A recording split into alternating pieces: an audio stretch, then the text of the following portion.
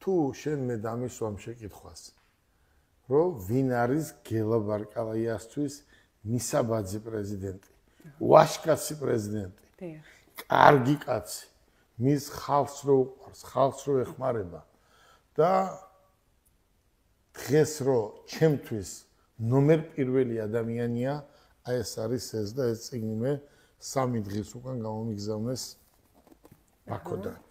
კი ბატონო ამნაირი კაცი არ დაბადებულა ეს იყო უჩკვიანესი კაცი ამ კაცმა ალიევმა მამა ალიევმა უყურე აი ორივე მამაშვილი შვილი დატოვა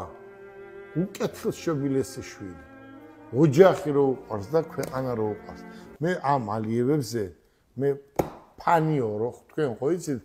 ფეხბურთელების ფანები ხარ მოჭიდავეების როგორც თქვენ ყავს ფანები აი მე ვარ ამ ოჯახის ფანი ამ ოჯახის ფანი ვარ მარტო ამისი კი არა მე არ ვიცი აი